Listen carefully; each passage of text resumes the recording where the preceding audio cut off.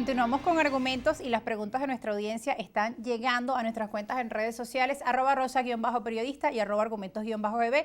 Iniciamos de inmediato la revisión y le pedimos a nuestro precandidato presidencial, Carlos Prósperi, invitado de esta tarde, que responda a las preguntas. Ramón Ramos, el líder, le dice: ¿qué va a hacer la acción democrática que usted representa, que se denomina como la original, para que muchos de sus militantes entiendan que usted es la verdadera AD y no la judicializada? Bueno, por fíjate, ejemplo? en el caso de la gira la semana antes pasada, antes de presentar el plan para la prosperidad, tuvimos la posibilidad de que en Tinaco, tanto la secretaria general del partido dirigido por el compañero Henry Ramos, donde estamos ahí, y el secretario general del partido judicializado tomaran la decisión de unificar esfuerzos, es decir, que hay una sola acción democrática. Nosotros lo hemos venido diciendo, nuestro compromiso es con las bases, es con la militancia del partido en reunificar nuestra estructura en función de poder garantizarle no solo al pueblo acción democratista, sino al pueblo de Venezuela una victoria que garantice un gobierno para todos y no para un determinado sector. Vamos a revisar ahora el comentario de Douglas Casar. Le dice lo siguiente: la abstención en el pasado ha funcionado en otros países como Perú,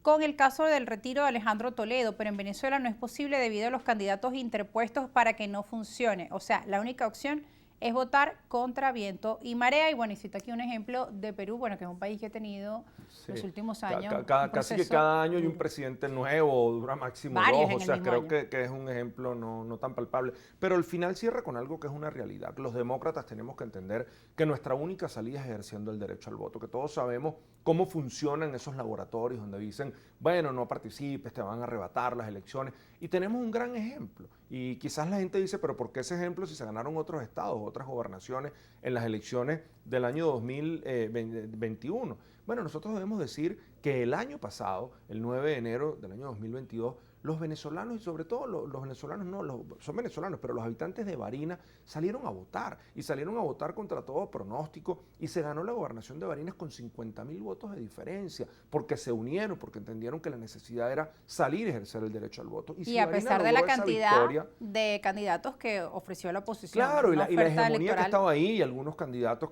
que estaban postulados, que terminaron sacando menos de 5.000 votos, pero ese tiene que ser un gran ejemplo. Si nosotros tenemos los testigos, si tenemos los miembros de mesa, no hay ninguna manera de que se pueda revertir un proceso electoral. Bien, antes de seguir con más preguntas a nuestra audiencia, vamos a hacer un contacto con la calle. Nuestra compañera Soriemi González pues ha hecho una revisión en la calle y pues las personas nos han enviado sus preguntas para usted. Vamos a escucharlas. ¿Cuál es el programa de gobierno que implementaría, bueno, para salir de la situación de cosas, la situación país del país como tal, valga la redundancia? Bien, ¿y qué aspectos considera que debe incluir como prioritarios en este plan de gobierno? La reducción de la inflación, eso básicamente. Cómo elevar el ingreso también del venezolano común, el salario mínimo. El dólar está por encima y si él va a tomar la economía, ¿verdad? En cuenta la economía en cuanto a dolarizar, porque si todo está dolarizado, ¿cómo hacemos nosotros los empleados públicos que ganamos un sueldo mínimo? La camioneta aumenta todos los días. Preguntarle a los candidatos que se formen bien para no caer en lo mismo, pues. No caer en lo mismo, que si tú dijiste que si lo otro lo hizo mal, vamos a dar soluciones, no problema. Le invitaría a que hiciera un análisis de lo que estamos viviendo para que nos hagan una buena propuesta, pues. De manera de que nosotros podamos salir adelante, que permitan que los muchachos, los estudiantes, los que están saliendo, tengan una fuente de trabajo. ¿Cómo pensaría él incluir a los jóvenes en su plan de gobierno? De modo que tengan participación. Bueno, varias preguntas allí nos llegaban por parte de aquellas personas que se encuentran en la calle, que nuestra compañera Soriemi entrevistó. Uno de los temas es la economía y la dolarización. ¿Qué haría usted? ¿Propondría una dolarización? ¿Y cuál sería la respuesta para aquellas personas que dicen que ya el salario no les alcanza? Y si es una empleada pública, ¿cómo hace con una dolarización? Mira, fíjate, hemos caído en un error que quizás muchas personas no lo han analizado. Cuando uno escucha a los venezolanos decir, e incluso a economistas, algunos líderes, bueno, que la solución en Venezuela pasa por dolarizar la economía.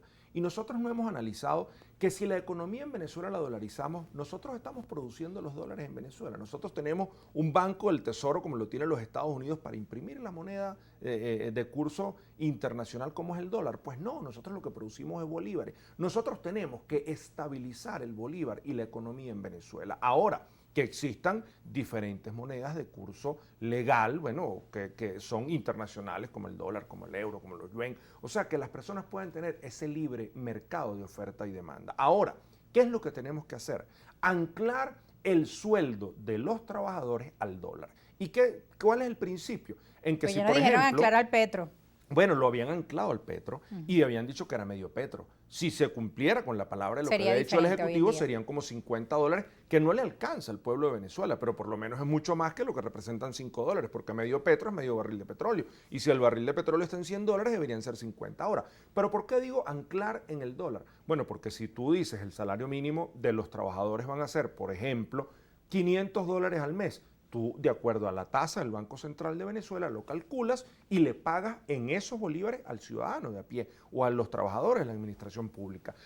Pero lo que sí no puedes pretender es dolarizar la economía, porque si, por ejemplo, en la economía en Estados Unidos se viene a menos y caen en una quiebra o en bancarrota, Venezuela también está dependiendo de esa economía. Pues no, eso no puede pasar en Venezuela. Otra de las cosas que es importante, Rosa, cuando uno ve a las personas decir, no, porque es que el problema de la economía se debe a una página de un tal Dollar Today, de un dólar paralelo. Mi gran pregunta es, ¿hasta cuándo se puede engañar al pueblo de Venezuela? Bueno, y tenemos la tasa del BCB. ¿Quién administra el Banco Central de Venezuela? El Ejecutivo. Y hoy el Banco Central de Venezuela, todos los días, uno llega a un comercio, a una bodega, y lo primero que te consigues es una pizarra, donde en la pizarra te están remarcando a diario el dólar. Yo creo que ya basta de seguir evadiendo las responsabilidades. El Ejecutivo tiene que entender que las políticas económicas han fracasado y que hay que buscar de manera inmediata una solución, porque el pueblo de Venezuela, cada día que pasa, lo que sigue pasando, mucha más necesidad. Nosotros nos preguntaban en torno a qué se va a hacer con el programa con un programa de gobierno que busque una solución. Nosotros presentamos, incluir a los jóvenes, le preguntaban. Nosotros presentamos el martes un plan para la prosperidad y en cada una de esas áreas presentamos una solución. En la salud, en la educación, en la ley para un primer empleo, para que nuestros jóvenes puedan tener un empleo digno. Pero si nosotros no buscamos las fuentes necesarias de reactivar la economía, el empresariado, de que se respete la propiedad privada, porque lamentablemente hemos visto que años atrás se estaban expropiando algunas empresas que no dan buenos resultados, porque a medida que tú generes o que apertures empresas dando seguridad jurídica, las empresas tú le tienes que garantizar que le den seguridad social, que tengamos empleo, atrayendo inversiones extranjeras. Totalmente, pero lamentablemente hoy eso se ha venido observando que se ha mermado en Venezuela. ¿Qué tenemos que también decirle al pueblo? Por ahí escuchábamos decir, y de hecho cuando iniciamos el programa, en torno a lo que es los pensionados y los jubilados. Mira, nosotros propusimos que hay que crear un fondo de indemnización de los jubilados. ¿Y por qué digo un fondo de indemnización de los jubilados? Porque lamentablemente empleados de la administración pública que trabajaron durante 30 años, cuando le entregaron sus liquidaciones, sus prestaciones, simplemente les alcanzaba para un bulto de harina de maíz precocida y para 2 pollos. Y los 30 años de servicio que le prestaron al Estado, ¿dónde quedaron? Nosotros tenemos el compromiso con esos jubilados de poder indemnizarlos en torno a todo esto que ha venido suscitándose. Nosotros hemos venido manifestando, porque también nos decían, escuchábamos una de las preguntas en torno a los niños, a los jóvenes, a su formación. Nosotros estamos dispuestos y vamos a retomar las becas Gran Mariscal de Ayacucho, que las personas cuando salían de las universidades tenían la posibilidad de acceder a un programa para estudiar fuera de Venezuela. Nosotros tenemos el compromiso desde la educación inicial de que se pueda garantizar unas aulas dignas para nuestros jóvenes, pero que a su vez le podamos devolver el vaso de leche escolar, que le podamos dar a nuestra gente el programa de alimentación escolar que ha sido suspendido en Venezuela. Nuestros niños no tienen cómo almorzar en el colegio, que puedan tener los útiles escolares, que puedan tener su ropa, porque lamentablemente no hay uniformes escolares. Y el compromiso tiene que ir dirigido principalmente a la educación. ¿Por qué? No porque la salud no tenga prioridad, pero si no hay maestros, si no hay educación, ¿cómo se forman los médicos? ¿Cómo se forman los periodistas? ¿Cómo se forman cada uno de las áreas de la administración, abogados? ¿Cómo se forman economistas? No hay manera. Por ende, nosotros tenemos que entender que hay que dignificar la educación en Venezuela para poder tener soluciones de lo que tiene que venir en un corto y en un mediano plazo. Y sobre esas soluciones y esos planes seguiremos hablando al regreso de la pausa, porque entendemos que Estas son parte de las prioridades, el tema de la educación, el tema del salario y la salud, muy importante, porque la situación en los hospitales de nuestro país amerita respuestas y respuestas contundentes. Pacientes esperando por cirugías que se ven aplazadas. ¿Cuáles serían las propuestas para este sector de la salud? También es importante conocerlo, así como las preguntas que llegan por parte de nuestra audiencia, porque ya nos están diciendo, escuchamos muchas propuestas, suenan muy bonitas las promesas de campaña, pero ¿cómo cumplirlas? ¿Cómo hacerlas realidad? Al regreso, regresamos.